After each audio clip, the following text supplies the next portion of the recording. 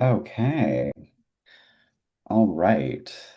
Looks like we are live, and I'm just going to give everyone a minute to get into the room.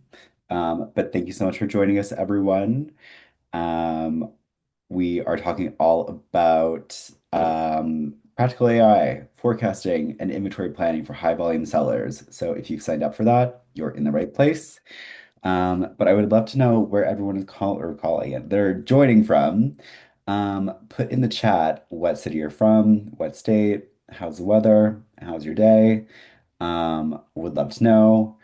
But yeah, throw it in the chat where you're coming from. I'm in Calgary, Alberta, which is in Canada, just above Montana, if you need a US geography reference. Um, and Ben, why don't you tell everyone where you're from? Yeah, I'm actually joining from Chicago, Illinois. Uh, and it is an absolute cold, freezing day. I think the feels like temperature around here is about 3 degrees today. So, luckily, I'm in here, staying warm with all of you guys, and ready for a good session today. Love it. I'm seeing Chicago, Salt Lake City, Massachusetts, Chattanooga. Oh, Leeds. Hello, UK. Yes, it's also cold in Calgary. I think it's starting to snow. It's like -20 for us. So I think that's like 10 degrees in the States. So yeah, we're getting there. Oof. We've also got Vlad joining us in the chat. He is part of the ConverSight team. He will be managing the chat. I'll be in there a little bit too when I can.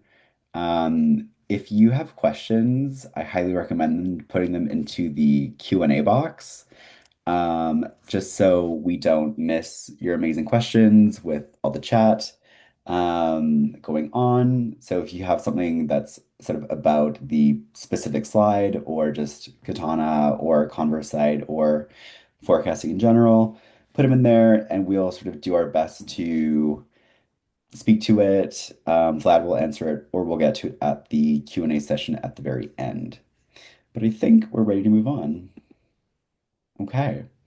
So, as I said, I'm Richard. I'm based in Calgary, Alberta. I manage the technology partners over at Katana, and I will let Ben introduce himself. Yeah, thanks, Richard. My name is Ben Schaefer, and I am with the ConverSight team. I've been with the ConverSight team for about 5 years now, working mostly with our SMB clients as well as working with awesome partners like Katana. So guess kind of two phases of my role here at ConverSight. One, working directly with clients and finding creative solutions to help tackle some of the challenges that they face their organizations. Then also working with great partners like Katana, so we can bring this platform out to their customers, help them kind of tackle some of the challenges that they're having in their orgs. So thanks for having me today, Richard. Amazing. I'm stoked that you're here. Okay. So today we're going to talk about why you would want to use Katana plus ConverSight together, sort of a bit about each platform. You might already be using one of us, or you might be aware of us. You might be using none of us, and it's your first time. So hello. And you're curious about how to leverage forecasting for more accurate inventory. Ben is then going to walk you through the ConverSight platform and show you how that would intersect with Katana and managing your inventory. We'll talk a little about our sort of new partnership, and we've got a special offer, and we will have a full Q&A session at the end. So once again, put your questions into the Q&A box, and we will either get to them during the presentation or at the end during the Q&A session. Okay. So I'm going to tell you just a little bit about Katana if you need some background, but we are a inventory and manufacturing platform for small and medium-sized businesses. We help people centralize their inventory and manufacturing capabilities. We help your team stay connected so no one's using inaccurate spreadsheets or guessing about what's in stock or how to manufacture something. We integrate with a ton of great solutions like ConverSight, but also QuickBooks, Xero, Shopify, BigCommerce, a lot of the tools that you need for running your effective e-commerce business. We either connect into them already or we can get that set up. We've got over 1,500 businesses that use us currently. We are across the world. We've got 75 plus industries. Most of our really big ones are food and beverage, clothing and apparel, machinery and metal, car parts, like wellness products. So that might be you. And we've also got some fabulous awards at the bottom of this slide. But essentially, we just try to make inventory and manufacturing accessible, and accurate and approachable so people can run an efficient business. Now, Ben's going to tell you about ConverSight. Yeah, and ConverSight is, we consider ourselves a unified decision intelligence platform. So, what this means is we can bring in all of those data sources. Typically, we're starting with a platform like Katana, but really, we don't want all of that data siloed out between different platforms. So, if you do have a finance system, think like QBO, we want to make sure that that's all in the same place. We can bring all of that data into a single platform. And really, where we start to see some of our biggest solutions are around our AI forecasting, inventory optimization, really to try and help drive, improvements in our inventory cost. And it allows us that quick, real time experience for clients to make those quick and informed decisions within the crazy supply chain space that it is today. Right now, we're over 1,500 supply chain customers. Most of those customers are going to be in the manufacturing, distribution, retail space. Richard, I'm definitely going to tote. We were AI Agent of the Year last year, as well as a Gartner Pool vendor. So excited to work with you guys and show you guys a little bit more of what we're doing here at ConverSight. Perfect. Well, here we are. We're getting straight into the product. So I will Yeah, let Ben take it over. yeah, absolutely. So for everyone on the webinar, I always like to ask a few poll questions, to kind of poll the room, see how people are feeling. So we're gonna, as I'm getting out and sharing my screen here today, we've got that first poll question up for you guys, and that question is, what is your biggest struggle around surrounding data? So go ahead, throw your answer in the chat, and let's get this thing started off.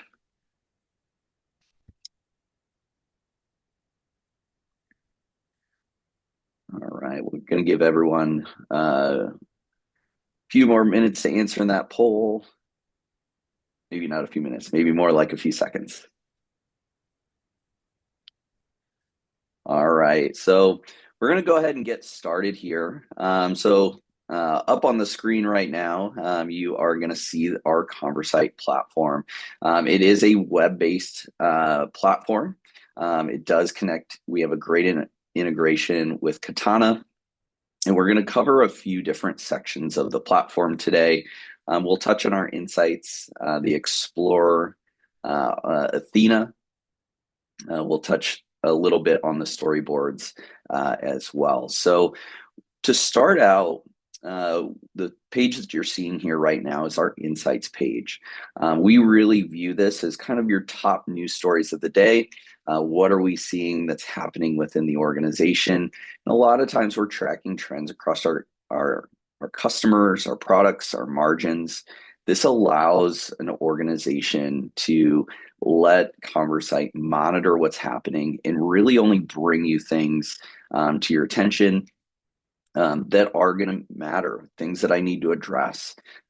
If we think about customer trends, if a customer's, buying normally like we're used to, maybe that's not something that we need to draw attention to. But imagine if a customer is starting to buy less from us. This is an example where I would want to make sure that their account manager or our sales team is reaching out and finding out why. This gives us an opportunity to help repair that relationship, maybe address how we're positioned in the market. And these are refreshed every single day. So as we're getting that refresh of Katana data, we're also going to be refreshing those insights so that you're going to have those top things that we maybe need to address within your organization. Now, we typically, when we're working with SMB customers, a lot of the challenges that we typically see are going to be around, how do I get the data out? I want to make a report in the way that I want. And so we have a couple of ways to do that. Um, First stop is going to be the Explore section. So even for a general business user, we wanted to make this an easy experience for them and make it a little bit easier to build all those reports, especially in our SMB space. They don't necessarily have an analyst that they can have them go out and build the reports for them. They don't have a data scientist. These are typically not things that SMB clients have, but we now have the technology to give that power to a general business user. So as you can see in our Explorer, we we break this down in a few subject areas. What that allows us to do is start to guide that business user and how they're going to build a report. So we're actually going to go through just a simple report here. So I'm actually going to choose that sales subject area. And let's say I want to get, let's for an example, let's do a sales report. We want to see how it's tracking by month. And then we're also going to take a look at, the type of revenue that we're bringing in. So we can either choose here on the left-hand side, as you've seen, I've chose customer name that gets put up into our report building panel. Maybe I want to look at, the revenue that's being brought in. I'm going to go ahead and put that in there. And then also, I want to make sure I have a date field in there as well. I'm actually going to use the ship date here for today. Now, we're up here in the right-hand corner, we'll click Run. Now, this is where the system is going out. It knows where this information lies within our data set and is going to, and as you can tell, it's early in the year, so we don't have much data in there yet. So I'm actually going to switch that filter to last year. We're going to go ahead and run that report. Now it's giving us this report in more of a graphical version. I maybe be a little bit more old school, and I'm going to switch that into a pivot. Now we do have a few months, just had a couple months where we didn't sell anything. Hopefully that's not you at your organization. But in this demo environment, we do have some limited data here. So any reports that we build in here, we can add to our storyboards, which traditionally you've probably heard them called dashboards. We call them storyboards, as these are really telling the story of the organization that you have today. Now, those can be simply pinned here. We can share within the organization, and we always want to be able to export to Excel or PDF as well. I know a lot of you guys are used to working in Excel. We want to give you that option just so that you guys are digesting and using that information in a way that makes sense for you. A couple other highlights that we have here, if you did want to get into some more like top bottom analysis, top customers versus bottom customers, any sort of trends that you're seeing, as well as that period analysis. We've actually been seeing quite a few of our customers using that period analysis to really break down, how a promotion they ran in July is compared to a section in November. So we can pick very specific dates. Now, the other option that we have as far as how we are getting information out, if we didn't want to come in and click and drag through to create these reports, we can also utilize that AI assistant. We've named that Athena. That's your AI assistant. So similarly to the way that we choose a subject area within the Explorer section, we can also choose our subject areas here as well. So similar report, customer revenue, by month, and we'll for last year. You can go ahead and ask those questions here as well. and Athena is going to build that report for us. So if you're somebody that doesn't necessarily want to go through and pick out those different fields, we can ask those in a more natural language way to ensure that we're building that report. Same thing here. We can still explore. We can still pin those to storyboards as well.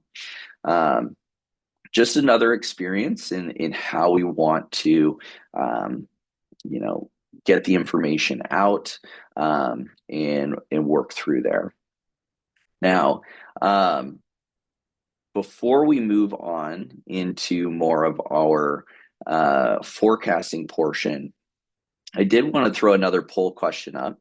Um, right now, what is the current result of your forecasting exercises?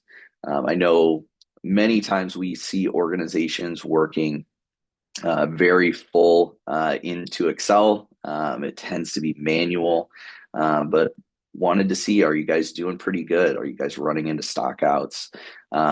Maybe some excess inventory. Go ahead and give us your thoughts there. Would love to hear that. Richard, Um, anything from your end that I might have missed? no, we have two very good questions. First question is, or I guess request is, someone wants to see an inventory analysis if possible. Okay. Um, is that coming up quite yet, or do you want to cover that next, maybe? Yeah. Yeah, we can we'll cover that here in the next section here. Cool. A little bit more on the forecasting kind of inventory optimization side. Cool. Why don't you talk about the poll results, and then I have one other small question before we get into that inventory analysis.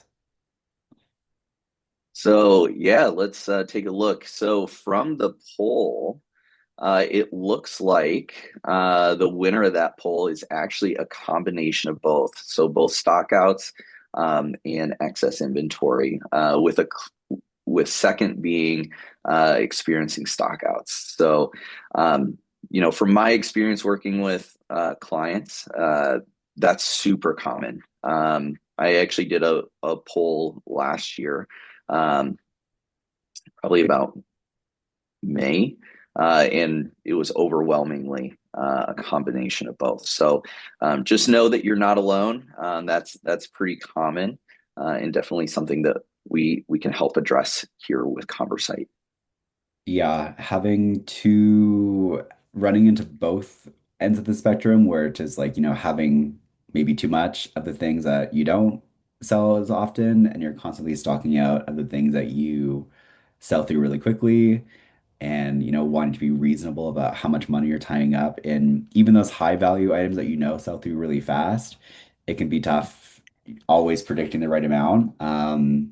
Yeah, that's definitely something that people experience before they come onto Katana. Katana helps them figure that out, but then with integrations like ConverSight, it really clarifies that. So yeah, interesting seeing that result. The other question is, can you cover kinds of businesses that would example from the features that were covered so far? So Yeah, like yeah. industries and So that type of thing. yeah, I think let's answer that one right now, Richard. I think when we look at organizations like industries across the board, so when we look at the data that we're grabbing, being able to get that granularity is going to be valuable for all organizations. So when we're going in and you're trying to really identify areas of the business to improve, or even just trying to find where maybe a mistake was made, being able to have access to that data to try and figure out where those numbers are potentially off, or areas of improvement, by being able to have all of that data and have access to it quickly and easily, is something that's good for everyone. I listen to a lot of organizations that are going in and they're trying to do an analysis or trying to get some information out of their system, and to put it all into a single report usually ends up being, two, three, four, exports out of that base system. They end up going over to Excel. they're manipulating it, they're kind of doing some Excel work. And then that report's static, right? Yeah. So then next week, when we want to do that same analysis again, we're going through that whole process all over. So when we think about the way that we can use ConverSight, we build that report once within ConverSight.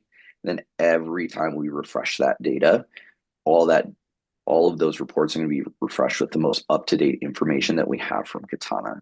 So not only is it going to be a portion of, hey, we're getting all of this information out in an easy way, but then we're automating that process for them, which, especially with SMB teams, you're maybe running a skeleton crew at the organization. So any of those time efficiencies are going to be hugely beneficial. Yeah. Awesome. Um, so I think it sounds like you're ready to continue on with the walkthrough, but are you able to show the inventory analysis? Yeah, so would love to get a little bit more information on what you're looking for as far as inventory analysis. Yeah. Obviously, breakdown of where that inventory is. I'll also highlight a couple of things in our recommendations that's going to be a little bit kind of geared towards the inventory analysis piece. But I think is since inventory analysis could be a pretty broad spectrum of items, let's make sure that we connect post the webinar and we can kind of go through exactly what you're looking for. And also, I'll highlight a couple things in here, but definitely want to get some more granularity there as far Yeah. as what specifically we want to look at. Perfect. Awesome. So we're going to move into kind of that forecasting section, kind of our inventory optimizations section of today's demo. So when we talk about running, any sort of um, production, demand planning, really setting yourself up for the future, we really need to set a good foundation. So here at ConverSight, that forecast, that demand forecast is going to set that foundation for all of the activities that we're going to do moving forward. So what you're looking at on the screen right now is really kind of that summary. So what are we expecting to sell from a volume perspective each and every single month? Now, you're probably asking, how are we getting here? So typically we're going to look at the last 2 years worth of data. We've kind of found that tends to be the sweet spot for us as far as making sure that we have enough information so that and data points that if we have some seasonal trends that are happening, we're going to start to identify those within the organization. And now if we did want to get into some of the nuts and bolts behind why we're making that recommendation, we do have our demand forecast app. So as a planner and operations leader, we can actually get in and start to look at what's going on within all of these products. So when we look at all of our products, if we're I tend to see there's a couple different kind of buckets of customers that kind of get into this. So one is going to be, hey, I really love data. I want to get into the stats and statistics and all of those items. That's typically one bucket. And then on the other side, we typically have team members that go, I just want to see the forecast. And then I'm going to use my internal knowledge of the organization and maybe make a few tweaks. Best part here is that we have that experience for both people. If somebody did want to get into, the nuts and bolts, we can dive into any of those products, kind of look at this. Do they have outliers? Do we want to play with different forecasting algorithms? We have that experience. So when we're doing an analysis for that demand forecast, we actually run off a number of different algorithms. So we run that 2 years worth of data over those. And then the system actually chooses the best forecasting algorithm that fits best with what history that we have and uses that to project forward. Now, once we get into and we've forecasted that data, I think this is really where that person that says, "Hey, I just give me the forecast. I'll make a few adjustments." We give you guys that opportunity. You guys know your business best, and so we give you those options. So we can select that adjust forecast, and what that's going to allow us to do is, if we wanted to go in, let's say I just wanted to make a singular adjustment, I can do that here. If we wanted to, let's go ahead and make a quick adjustment here. Let's say I have a promo coming up. I want to select everything for that month. Maybe we expect 20% growth on that compared to what we normally did because of our forecasting or our promotion activities. We can add that there. Now, the other example is maybe individual line items. So maybe we have a new distributor that we just picked up. We know that they're going to do 25% more than what we're used to. We still have all of those options to make those adjustments. So we give you guys the flexibility to make those changes. And then once we save those, that's all going to be placed back into our product monthly forecast. So again, this really creates that foundation for us for all of our execution moving forward. Now, when we think of what can we do to help optimize inventory, well, what we do here at ConverSight is we actually start to recommend purchase orders and work orders within the organization. Now, things that we need to make sure that we consider first, obviously that forecast, but we also want to make sure as we're making a recommendation that we're looking at what things are already on purchase order. Maybe we want to look at what's already on hand, make sure that we have enough. If you're a manufacturer, we want to look at that bill of materials because at the end of the day, let's think about if we use a common raw material across a number of our finished goods. If we're not planning to that most granular item, chances are we could potentially miss something. We actually worked with a pump producer in the oil and gas space, and they continually stocked out of a 5-cent washer. What that kind of resulted in is when we run out of that washer, we have a $500 to $1,000 pump just sitting there waiting for a 5-cent washer. And that was because we weren't planning for that washer to be used across 7 different product lines. So in addition to that, we also want to make sure that we're including our lead time because when we're making these recommendations, we're taking a time-based approach. When we talk about this, the customer I can think of that I've worked with in the past. We actually had a food and beverage manufacturer that I got to work with closely here in the Chicago area. And they kept stocking out of a particular ingredient. And they go, well, the vendor is telling us 21 days, that's the lead time. And then when they actually brought us on, because that was causing huge problems within their organization, we actually looked at their lead times. We actually calculated when the PO was placed to when it was received. And when we ran that average across their purchase orders, we actually found that it was closer to a 28-day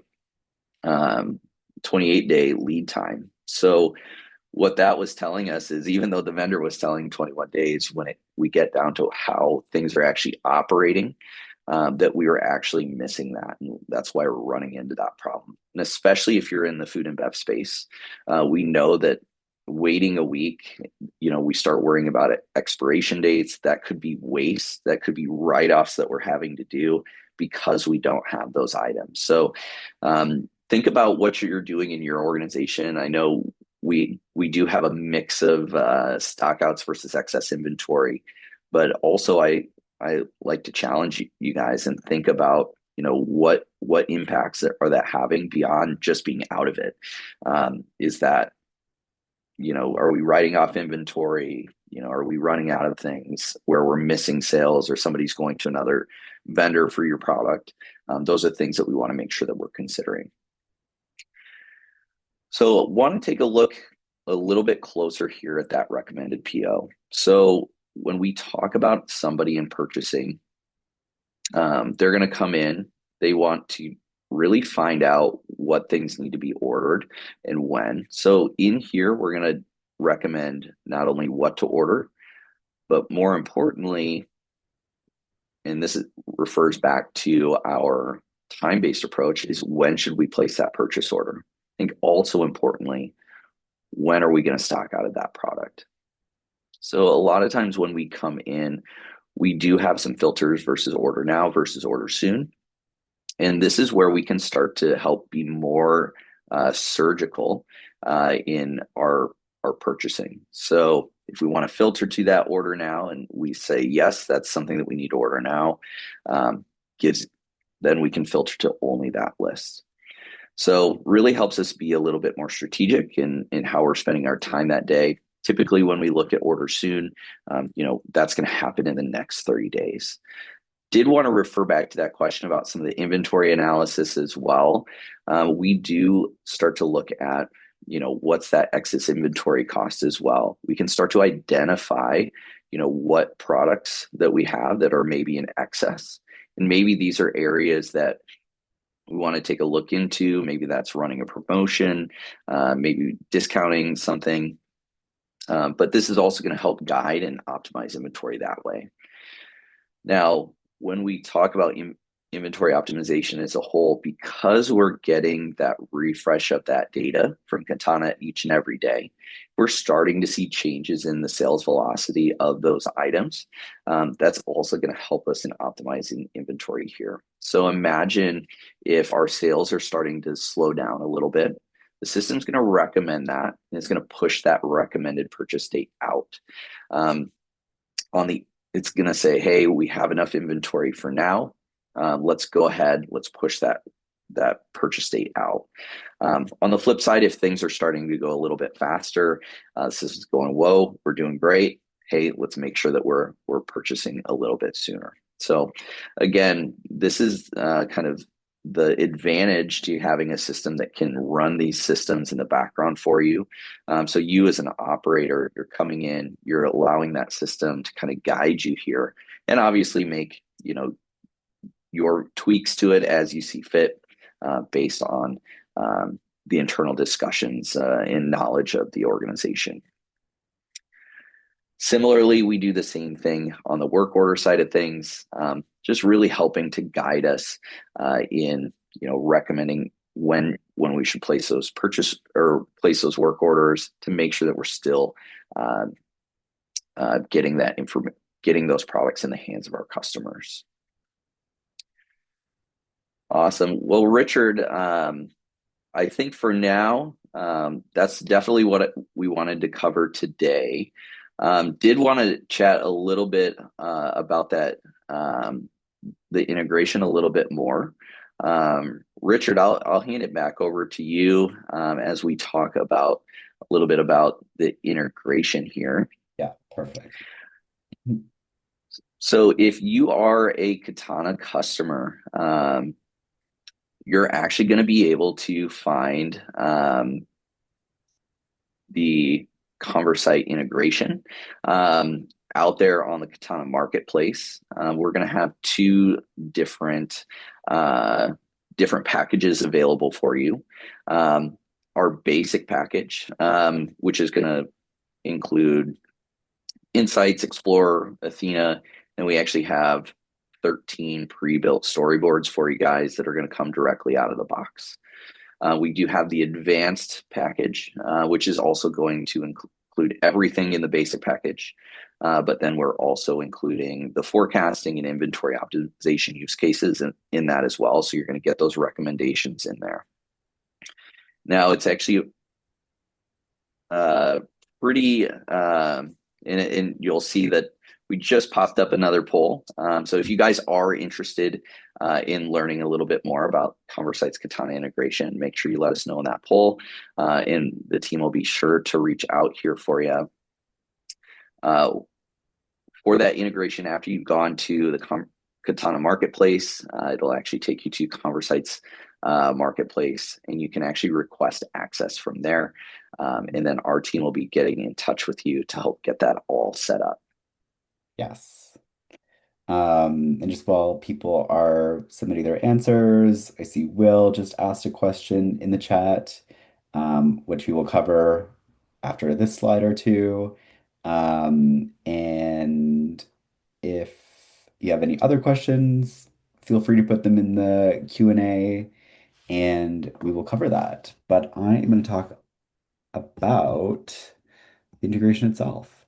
So yeah, as I mentioned, Katana is an inventory and manufacturing platform. That's what we've always done. But we're starting to see customers wanting more robust reporting and support on forecasting, which is why we built out an integration with an expert like ConverSight. Um, so there's a couple of the main reasons of when you have ConverSight's reporting and Athena, the AI tool, which Ben showed us, combined with Katana, you're going to get real-time inventory and production workflows, which understand what's happening now with your business and then what's going to happen next, and even in the midterm or longer term. So you can anticipate a demand shift, stockout risks, and supplier delays. So instead of just reacting, you can plan ahead. Um, Next is yeah, the whole point of smarter inventory planning is so you can protect your cash flow. So that can be reducing overstock and preventing stockouts. So you're not having to discount things that don't sell. And then back to Ben's example, you're not missing out on potential revenue because you're missing uh, one maybe small component of the entire build.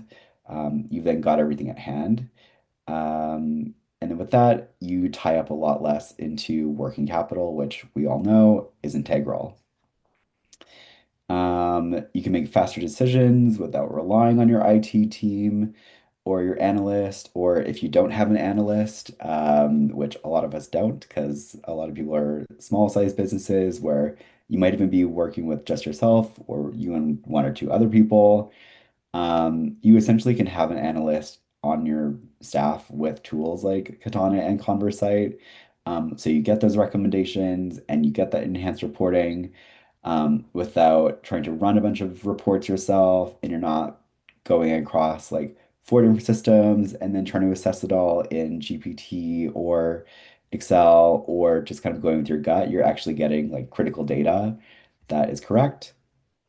Um, and then with that, uh, as I mentioned, ChatGPT, even someone who works in tech, myself, like I find all of the AI tools a bit overwhelming because it seems like every day, especially in 2025, it's all that people were talking about, and every single company was rolling out an option, and there's all these solutions coming out, and it's hard to sort of like work that into your workflow.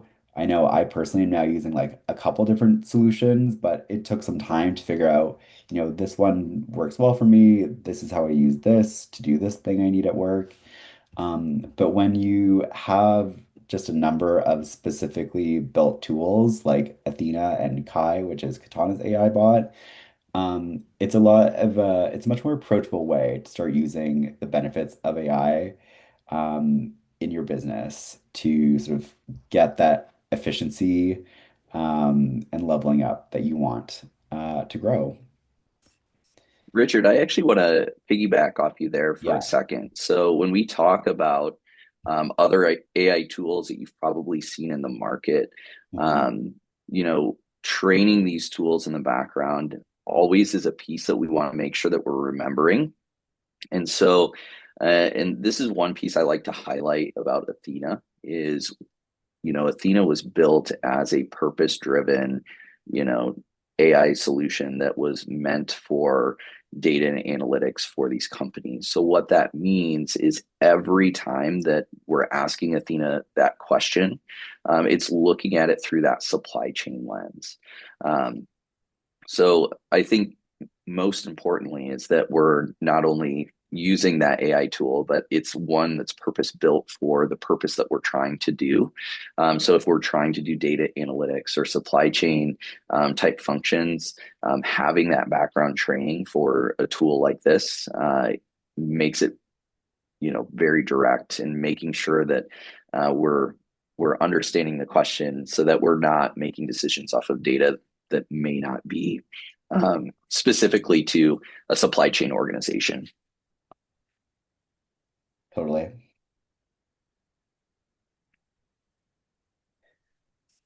Okay, I think we're ready for Ben to walk through the offer he referenced earlier.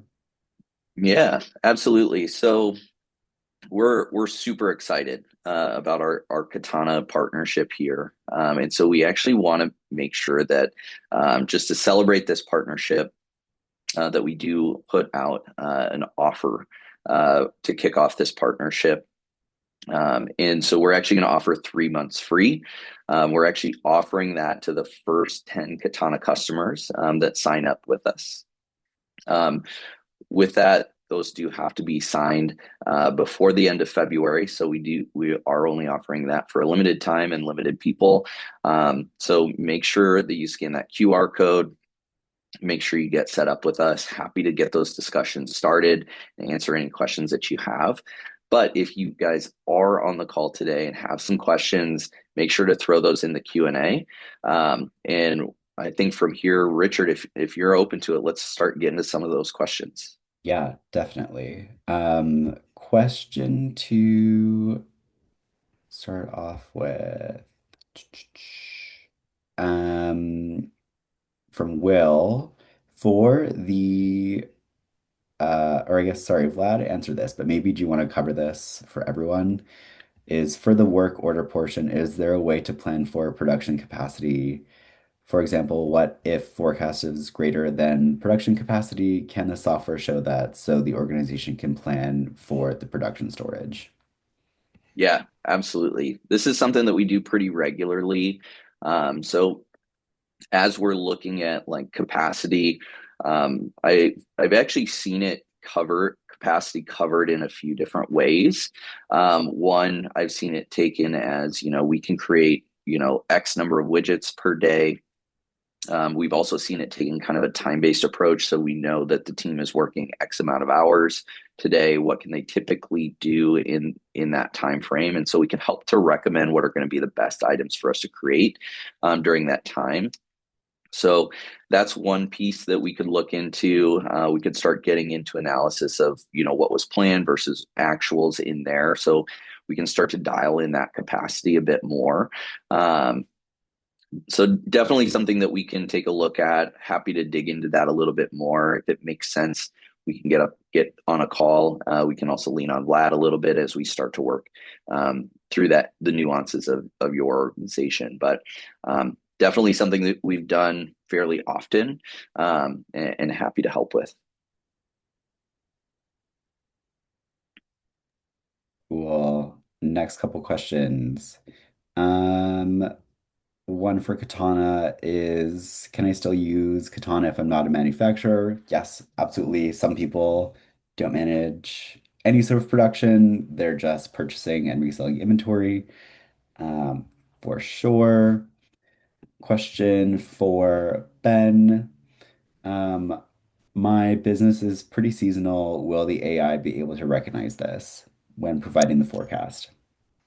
Yeah, absolutely. So that's why we want to make sure we try and shoot for 2 years worth of data.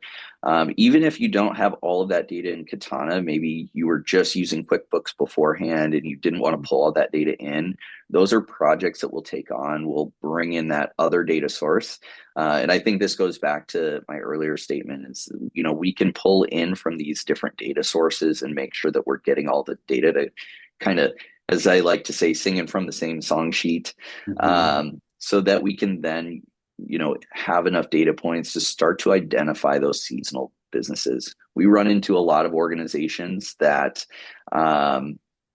maybe their big quarters are Q4 and Q1, and so we'll plan for that. And then when we talk about, the inventory optimization side, maybe we'll back down what inventory we're carrying during, Q2 and Q3 when it's slower. So again, that's all to help drive that inventory cost. Ultimately, we want to make sure right inventory, right place, right time. Love it. Next question is, what are the benefits of using based models instead of traditional statistical algorithms? How does the accuracy of AI models compare to statistical models? And what key factors influence the accuracy of AI systems? Yeah, great question. I think the biggest difference is, we are using some of those traditional algorithms in the background, but we're also running all of these different ones. We're allowing that system to start to pick out which one is going to be the best fit. And a lot of times when we're using some of the traditional ones, we're only going through that exercise, once a month, once a quarter. There's a lot of things that could happen between the 1st of January and the last day of January, especially when we talk about marketing and how they're influencing our sales. Even if you're a product company, you have one product that goes viral on a social platform, that could really change things. And when we think about, either getting that product in maybe from overseas, or even having to produce it, there's still going to be that lead time of getting the product ready. So this is an example of we're running this, we're having that system evaluate it every day when we get that refresh and start to identify, potential problem areas that we have, which is typically missed in kind of those traditional forecasting exercises. Love it. I'm going to answer the next question, but in the meantime, Sean has asked for a link to, so I know we shared the QR code, but can you just paste the URL for the offer in the chat box, Ben? Can you do that? I we can probably get that. Sean, if Okay. if we don't hear, we'll definitely follow up with that. Um, we may have Richard, we may have somebody on our team as well, Yeah, that might be able to put that in there for us. cool. But question from Will is, can Katana and ConverSight integrate with QuickBooks Desktop Enterprise? So with Katana, we integrate with QuickBooks Online, no problem. Um, Desktop, you can connect it, but we don't have a native integration, so it would be sort of like a custom setup that one of our integration partners can help you with. So it's not a yes, it's like a bit of a workaround, but it's possible. We Richard, I will, can also answer that yeah, from the ConverSight side. yeah. We can do an integration with QuickBooks Desktop. It's a what we actually use is like an agent.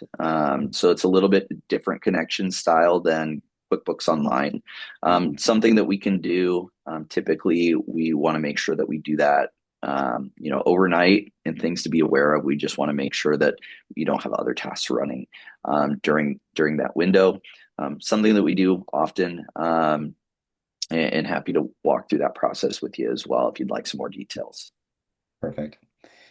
Um, Terry has asked, what are the limitations regarding forecasting products with expiry dates? Are lot codes and expiry dates included when looking at future product availabilities? I see that Vlad did type a response, but I would love your thoughts on this in case people are not all in the chat. Yeah, definitely something that we do quite often. I would say a good portion of clients that we work with are in that food and bev space. So expiration dates, lot codes, things like that are super important. Um, we actually work with like a spice manufacturer, and they're dealing with those as well. So when we talk about optimizing inventory, we're making sure that we're having the right inventory, right place, right time. The whole goal of that exercise is to ensure that we're not running into problems with those expiry dates. Yeah. Um, but also from a logic perspective, if all of a sudden, that inventory is then going to be unavailable for us, that's something that we can make sure that we are considering, as we're planning production, as we're planning, the supply from that side as well. Totally. Um, mm, mm, Next question is the AI does the AI model use external data like market fluctuations, or is it only relying on internal data? It's a good one. Yeah, great question. So typically, we're only using internal data. Mhm. Now, the other answer is we can bring in other data sources. For example, we do have customers, they want to bring in like block and barrel pricing or block and barrel markets to use that as part of that. Um, Definitely something that we can do. Kind of the base two packages um, that we have in the marketplace. Those aren't going to include that, but that would be more of like an add-on project that we would do. So if that's something that you're interested in bringing in, definitely something that we can discuss and see how we want to leverage that type of data and where that data is coming from. Cool. Two questions that I think I know how to answer is there's a question about how much stock is the factory limit for Katana, basically unlimited. I think we have someone that's running up to 1 million SKUs. And how to control non-moving inventory. Um, I could be thinking of this incorrectly, but this might be, are you looking at asset management? Do you mean non-moving inventory like it's something you have, but you're not selling it, but you're using it and counting as part of your inventory? Most people don't really use Katana for just sort of asset management. It is possible. It's not super common, but it is something you could do. Yeah, and Richard, I think on the flip side, if they're thinking like slow moving, non-moving Okay, inventory, there we go. There we um, go. which That might be more which accurate. could yeah, which could be the direction they're heading. I think there's first of all the identification part. What Mhm. is slow moving, non-moving. So we do have like sales trend. We can do top bottom analysis on how things are selling. So that's going to be one piece of it. Second piece of it is identifying what's excess. We can do that as well. And then also, what is that dollar amount? So when we think about total inventory costs, how much of that is allocated to slow moving, non moving? Maybe this is where, me as a business operator, I go, hey, I've got, $50,000 worth of slow moving, non moving. Maybe this is time to run a promotion on these. So, especially on the ConverSight side, we're going to help identify those for you and just kind of bring that to the forefront for you, so that you can then start to develop that strategy on how do we unload this? Like, why is this not moving? Do we need to reposition ourselves in the marketplace? Are we priced out? So there's some other factors there and different levers that you could pull as a business operator to try and help get that moving. Cool. Okay, yes, I think your interpretation is much more accurate than mine. Thank you. Mm, mm, mm. So just looking. Da, da, da. Okay, I think we have time for one more question, which is I have team members who would benefit from using the platform, but I want to restrict the data that they have access to. Am I able to set up restrictions within ConverSight? Yeah, absolutely. Obviously, we here at ConverSight know that data security and data access is very important to organizations. Mhm. So you have full control over what your employees are seeing, what they have access to. You can set up roles within our data governance, row level security. All of those things can be done. So the in any way you really want to set up those security restrictions, we're going to have the ability to do so. Nice. Yeah, Katana is the same. You're able to restrict like who can modify inputs and what your team members can see. So if you don't want people that are on your shop floor or in your warehouse, you don't want to see them to have access to all the info. That's really cool. But you can also give people as much access as they're going to need. But yeah, I think that's a really good spot to end it. So if you've got questions and you want to continue the conversation further, scan either of those QR codes to talk to either ConverSight or Katana or both. You'll get a recording with a link to the offer. I think it'll go out later today, or I think it'll go out tomorrow. But yeah, thank you so much everyone for joining. Ben, really appreciate you for working on this with me. It's been lovely. So I hope everyone Yeah. has a great rest of their day. Yeah. Thanks for having us, Richard. And yeah, excited to chat anything ConverSight Katana related. So, um, fill my inbox. I'm happy to tell you everything there is to know. Perfect. You've got lots to say. All right. Thanks, everyone. Yeah. Thanks, everyone.